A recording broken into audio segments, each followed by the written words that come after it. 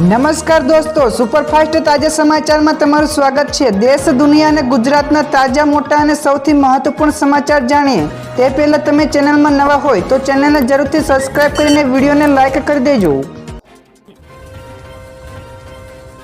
સૌથી પહેલા દોસ્તો આપણે વાત કરીએ તો આગામી 3 દિવસ વરસાદની આગાહી છે। તો ગુજરાતમાં કમોસમી વરસાદથી ખેડૂતોના નુકસાનની વચ્ચે હવામાન વિભાગે વધુ 3 થી 4 દિવસ વરસાદની આગાહી કરી છે। તો જેમાં દક્ષિણ ગુજરાતના અપર એર સાયક્લોનિક સર્ક્યુલેશન સર્જાવાના કારણે સમગ્ર રાજ્યમાં છૂટોછવાયો વરસાદ પડી શકે છે, જ્યારે આજરોજ એટલે કે 17 મેના રોજ અનેક જિલ્લાઓમાં ગાજવીજ સાથે વરસાદ થવાની શક્યતા છે।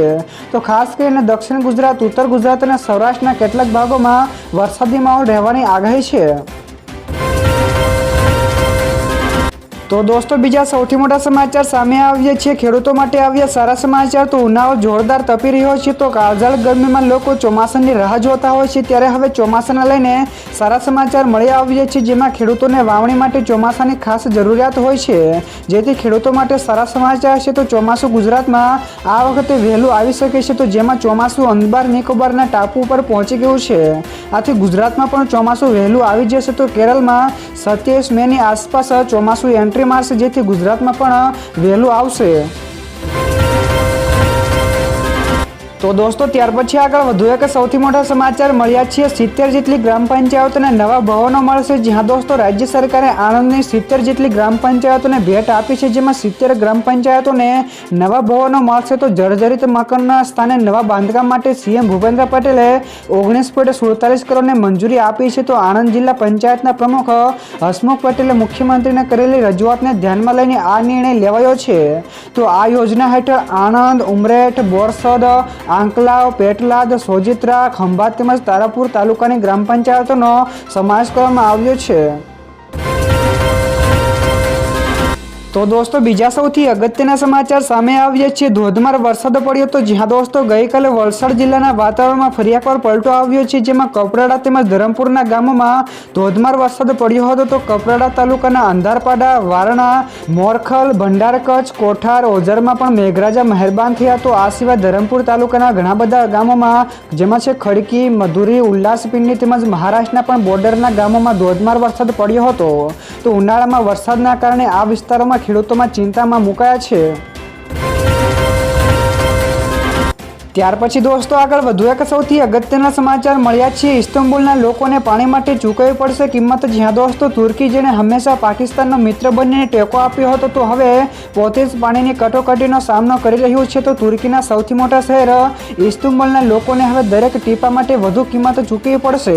તો જૂન 2025થી ઇસ્તંબુલમાં પાણી વધુ મોંઘું થઈ રહ્યું છે। તો ટેરિફમાં સીધા 10% વધારો થશે। તો મોંઘવારીને મારનો સામનો કરી રહેલા તુર્કીમાં હવે પણ પાણી પર ખિસ્સા પર બોજ બનવા જઈ રહ્યું છે।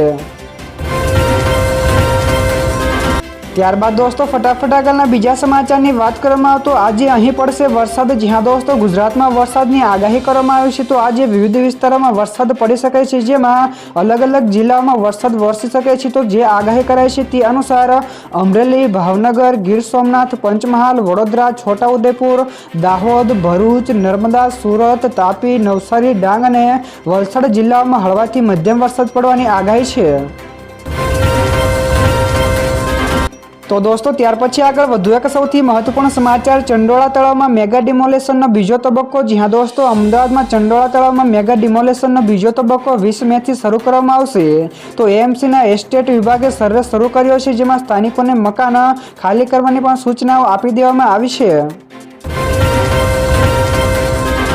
ત્યાર પછી દોસ્તો આ સિવાયના બીજા સમાચારની ઝડપથી વાત કરવામાં આવે તો અમેરિકાનો આ મોટો નિર્ણય ભારતીયોને હેરાન કરશે। જ્યાં દોસ્તો યુએસમાં ડોનાલ્ડ ટ્રમ્પે 5% રેમિટન્સ ટેક્સનો પ્રસ્તાવ મૂક્યો છે, જેમાં the one big beautiful bill હેઠળ આ લાગુ પડશે। તો આ ટેક્સ અમેરિકામાં વસતા વિદેશી નાગરિકો અને તેમના વતને જે નાણાં મોકલે છે તેના ઉપર લાગશે। તો હવે જો આ ટેક્સ વસૂલવાનું શરૂ થયું તો આનો મોટો ગેરફાયદો ભારતીયોને થશે, કારણ કે યુએસમાં સૌથી વધારે ભારતીયો રહે છે અને ભારતીયો જ સૌથી વધારે રૂપિયા પોતાના વતનમાં મોકલે છે। તો દોસ્તો બીજા સૌથી મોટા સમાચાર સામે આવ્યા છે। જાપાન સાથે મળીને ચંદ્રયાન 5 માટે તૈયારી કરી રહ્યું છે ભારત। જ્યાં દોસ્તો એવી માહિતી સામે આવી છે કે ભારત હવે જાપાન સાથે મળીને ચંદ્રયાન 5 માટે તૈયારીઓ કરી રહ્યું છે। તો ઇસરો અને જેક્સા સાથે મળીને આ પ્રોજેક્ટ ઉપર કામ કરશે। તો ભારત હવે 2 સ્પેસ ક્રાફ્ટ બનાવી રહ્યું છે જેના દ્વારા આ મિશન હાથ ધરાશે। તો ચંદ્રયાન 4 હાલમાં ડેવલપમેન્ટ સ્ટેજ ઉપર છે। તો આ મિશન જાપાનના H3 રોકેટ દ્વારા લોન્ચ કરવામાં આવશે। તો ચંદ્રયાન 5નો મુખ્ય હેતુ ચંદ્રના સાઉથ પોલર રિજનમાં એડવાન્સ સ્ટડી કરવાનો છે। તો દોસ્તો ત્યાર પછી આગળ વધુ એક સૌથી મોટા સમાચાર મળ્યા છે। રક્ષામંત્રીએ કહ્યું કે આ તો માત્ર ટ્રેલર છે, તો સમય આવે ચોખ્ખી ફિલ્મ બતાવીશું। જ્યાં દોસ્તો ગુજરાતના ભુજ એરબેઝ ઉપર પહોંચેલા રક્ષામંત્રી રાજનાથસિંહે સૈનિકોને સંબોધન કરતા કહ્યું કે ઓપરેશન સિંદૂર હજુ પૂરું થયું નથી, તો અત્યારે આ ફક્ત ટ્રેલર છે। તો સમય આવશે ત્યારે આપણી આખી ફિલ્મ દુનિયાને બતાવીશું। તો વર્તમાન યુદ્ધ વિરામમાં અમે પાકિસ્તાનને તેના વર્તમાન આધારે પ્રોબેશન ઉપર મૂક્યું છે। જો તેના વર્તનમાં કોઈ ગડબડ આવી તો કડક કાર્યવાહી પણ કરવામાં આવશે તેવું જણાવ્યું હતું। તો દોસ્તો બીજા સૌથી અગત્યના સમાચાર સામે આવ્યા છે। ગૃહમંત્રીએ કહ્યું કે વ્યાજના પૈસાથી ખરીદેલી પ્રોપર્ટી જપ્ત થશે। જ્યાં દોસ્તો ગૃહમંત્રી હર્ષ સંઘવીએ વ્યાજખોરોને લઈને કડક વલણ અપનાવનાર ગાંધીધામ પોલીસના વખાણ કરતા કહ્યું કે દેશમાં સૌથી પહેલીવાર આ કદમ ઉઠાવ્યું છે જેમાં વ્યાજના પૈસાથી વસાવેલી સંપત્તિ જપ્ત કરવામાં આવી હોય। તો ખાસ કરીને રાજ્યમાં ઘણા સમયથી વ્યાજખોરો સામે ફંદો ફસાયો છે, જેમાં વ્યાજખોરો પાસેથી લોકોની સંપત્તિઓ મુક્ત કરાવીને કામગીરી ગુજરાત પોલીસ લાંબા સમયથી કરી રહી છે। તો હવે સરકારે જાહેર કર્યું છે કે આવી સંપત્તિ પણ જપ્ત થશે અને તેની હરાજી કરવામાં આવશે। તો દોસ્તો ત્યાર પછી આગળ વધુ એક સૌથી અગત્યના સમાચાર સુરસાગર ડેરીનો મોટો નિર્ણય। જ્યાં દોસ્તો સુરેન્દ્રનગર જિલ્લામાં આવેલી સુરસાગર ડેરીએ મોટો નિર્ણય લીધો છે, જેમાં ડેરીએ દૂધના ખરીદ ભાવમાં પ્રતિ કિલો ફેંટે 30 રૂપિયાનો વધારો કર્યો છે।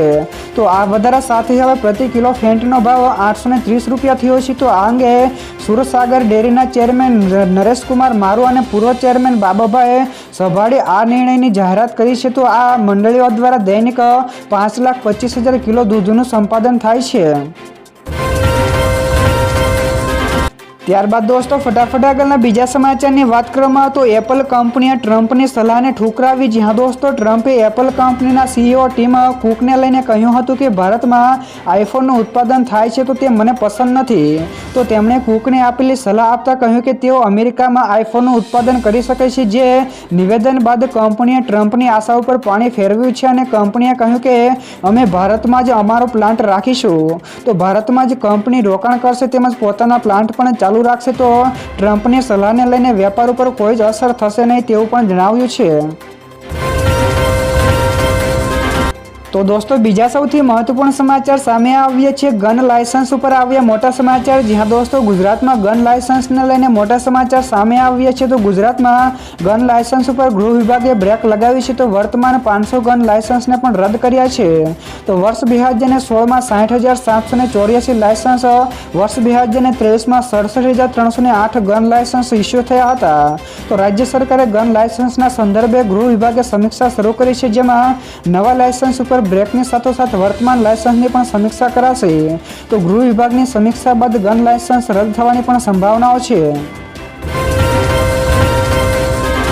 તો દોસ્તો ત્યાર પછી આગળ વધુ એક સૌથી મહત્વપૂર્ણ સમાચાર મળ્યા છે। પાકિસ્તાન ઉપર ડિપ્લોમેટની સ્ટ્રાઇક। જ્યાં દોસ્તો ભારત સરકારે આતંકવાદના મુદ્દા ઉપર પાકિસ્તાનને ખુલ્લું પાડવા માટે નવી તૈયારીઓ શરૂ કરી દીધી છે।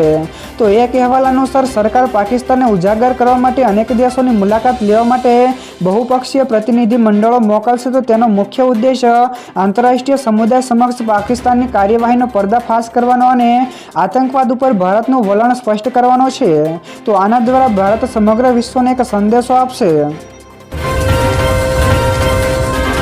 ત્યાર પછી દોસ્તો આ સિવાયના બીજા સમાચારની ઝડપથી વાત કરવામાં તો આતંક સામેની લડાઈમાં અફઘાનિસ્તાનની ભારતની સાથે છે। જ્યાં દોસ્તો આતંકવાદ સામેની લડાઈમાં ભારતને તાલિબાન શાસિત અફઘાનિસ્તાન તરફથી સમર્થન મળ્યું છે। તો વિદેશ મંત્રી એસ જયશંકરે પહેલીવાર અફઘાનિસ્તાનના વિદેશ મંત્રી સાથે વાતચીત કરી હતી। તો મુતાકીએ પહેલગામ હુમલાની સખત નિંદા કરી છે। તો આ સિવાય જયશંકરે પણ આભાર વ્યક્ત કરતા તેમને તમામ મુદ્દાઓ પર સકારાત્મક સહયોગની પણ ખાતરી આપી અને કહ્યું કે ભારત રાજકીય તેમજ આર્થિક ક્ષેત્રમાં સાથે મળીને કામ કરવા માટે પ્રતિબદ્ધ છે। તો દોસ્તો બીજા સૌથી મોટા સમાચાર સામે આવ્યા છે હરિયાણામાં રેતીના તોફાનથી હડકંપ મચ્યો। જ્યાં દોસ્તો હરિયાણાના સિવાનીથી ઉઠેલા રેતીના તોફાને રાજસ્થાન સરહદથી દિલ્હી સુધીના વિસ્તારોમાં ભયનું વાતાવરણ સર્જ્યું હતું। તો જેનો વિડીયો પણ સામે આવ્યો છે, તો જેમાં ધૂળની ચાદર આકાશમાં ઊંચે સુધી ઉડી રહી છે। તો વાવાઝોડાની અસર 60 કિલોમીટરની ત્રિજ્યાથી વધુ હતી। તો કોઈ પણ જાનમાલના નુકસાનના સમાચાર નથી। તો IMD અનુસાર ઉત્તર પાકિસ્તાનથી ફૂંકાતા ભારે પવનના કારણે ધૂળનું તોફાન પંજાબ અને હરિયાણાથી થઈને દિલ્હી પહોંચ્યું હતું।